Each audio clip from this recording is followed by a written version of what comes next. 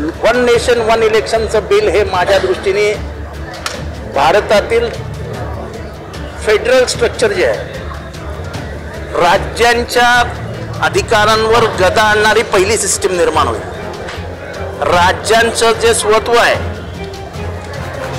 राज्यांचे जे अधिकार आहेत, त्यांना सगळ्याला या माध्यमातून कात्री लावून केंद्र हे सर्वस्वी पूर्ण अधिकारात आलेलं व्यवस्था असेल आणि त्यामुळे राज्यातली व्यवस्था संपुष्टात येईल। या राज्यामध्ये 3 सब्जेक्ट आहेत, कन्करंट लिस्ट, एक सेंट्रल लिस्ट आणि एक स्टेट लिस्ट। त्यामुळे ह्या तिन्ही लिस्टचा अंत होऊन एकच सेंट्रल लिस्ट राहील, कन्करंट आणि स्टेट लिस्ट राहणार नाही। या सगळ्याचा विचार केल्यानंतर एक लक्षात येतं की या देशातली जी सामुदायिक जबाबदारी आहे, राज्य आणि केंद्र शासन मिळून हा देश चालवण्याची जी प्रथा आहे, त्याला कायमचा हरताळ फाटला जाईल। त्याच्यावर वेगवेगळे कमिशन्स बसलेले आहेत, सरकारी या कमिशन बसलेलं आहे। गेल्या 70 वर्षात अनेक परीक्षा याच्यातनं होत गेल्या आणि त्याच्यातनं ह्या सिस्टीम सुधारत आलेल्या आहेत। या सिस्टीमला कायमचं काळं फासण्याचं काम हे केंद्र सरकार करू इच्छित आहे। एक अधिकारशाही या देशात आणायची असेल तर एकमेव पर्याय आहे ते म्हणजे एक वन नेशन वन इलेक्शन। ज्या देशामध्ये तुम्हाला 3 महिने लागतात लोकसभेचं इलेक्शन गेला, 3 महिने। मागचे इलेक्शन 7 टप्प्यामध्ये घेण्यात आलं, 7 टप्पे। म्हणजे तुम्ही एका देशामध्ये इलेक्शन नाही करू शकत एका दिवसात, तिथे तुम्ही एका दिवसामध्ये राज्याचं देशाचं सगळे इलेक्शन एका ह्याच्यात काय ना। म्हणजे तुम्ही लोकांना मूर्ख समजता का देश मूर्खांचा याचं तुम्हाला तर वाटायला लागलंय। आणि म्हणून आज तुम्हाला बहुमतही सिद्ध करताना आलं। खरं तर तसं बघायला गेलं तर नैतिक पराभव आहे। आज 263 मतं मिळाली आहेत। याचा अर्थ एक तर नितीश कुमारनी तरी मतं दिलेली नाहीत, नाही तर नायडूंनी तरी मतं दिलेली नाहीत। म्हणजे याचा दुसरा अर्थ की उद्यापासून या देशाच्या राजकारणाला नवीन वळण लागणार आहे।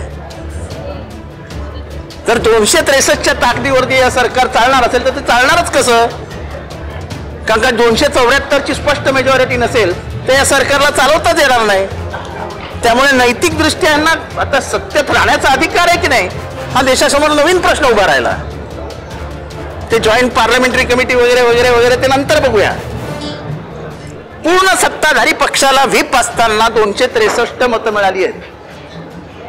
स्पष्ट बहुमत दाखवण्यासाठी लोकसभेमध्ये 274 मतं लागतात।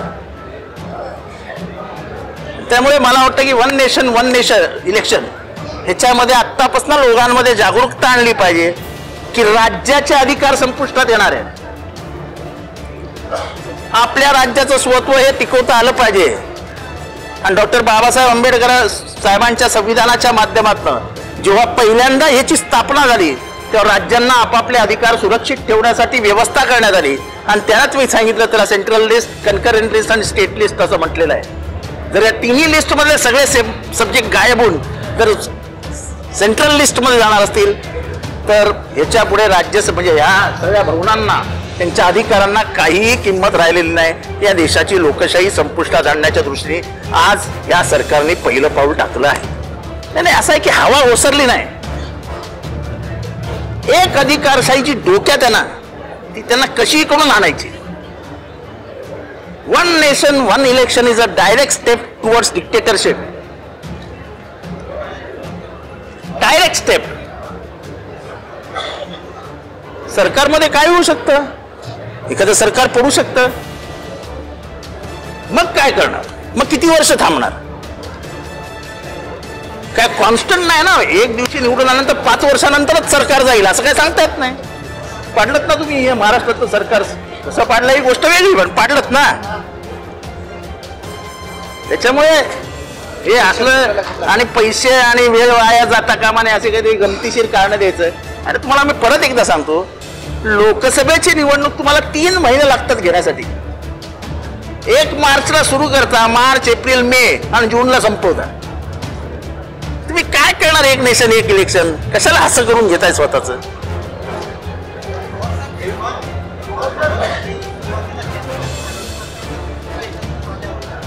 कुठे 51 आणि 52 म्हणजे स्वातंत्र्यानंतर लगेच आपण आलो होतो बाहेर। तेव्हाच नुकतं 1950 साली संविधान आलं होतं आणि संविधानानंतर पहिल्यांदा आपण लोकसभेच्या निवडणुकांना सामोरे जात होतो. पण त्याच्यानंतर बघा काय काय झालं. त्याच्यानंतर किती निवडणुका एकत्र झाल्या. मोदींच्या डिक्टेटरशिपला पहिली चपरा काय नाही, he wants to get dictatorship anyhow. म्हणजे त्यांना कसंही करून एक अधिकारशाही आणायची आहे. त्याच्यासाठी वेगवेगळे मार्ग आहेत. त्याच्यातला हा मुख्य मार्ग आहे, वन नेशन वन इलेक्शन. पैसे बाजूला राहू द्या, खर्च किती होत आहेत, काय किती होत आहेत. सरकार निवडून आल्यानंतर 1 महिना सरकार बसत नाही, 4 दिवस खातेवाटप होत नाही, त्याच्याबद्दल चर्चाच नाही. मंत्री घरी बसलेत नाराज होऊन, कोण बोलायला तयार नाही. महाराष्ट्रातल्या जनतेच्याही लक्षात नाही, कारण नागपूरमध्ये बंगलेत. कोण रुसून कुठे बसले समजत नाही. तुम्हाला समजलं का कोण रुसून कोणाच्या घरात बसले ते काय समजलं का तुम्हाला. माहिती आहे काय ती माहिती घ्या. महाराष्ट्राला कळलं पाहिजे ना कोण मंत्री कुठे रुसून कोणाच्या बंगल्यात बसलेत. गमतीशीर आहे. मंत्री रुसलेत सकाळपासून, घराच्या बाहेर पडलेले नाहीत. म्हणजे बायको रुसलेले आम्हाला माहिती होती, पण मंत्री रुसताना पहिल्यांदा ऐकलं मी. देवेंद्रजी काय बोलले जेव्हा आपण ईव्हीएम बद्दल विचारला म्हणजे बोलायचं ते कोणासोबत बोलायचं ते नाव सांगणार होते. माझी इच्छा नाही त्यांनी बोलावं.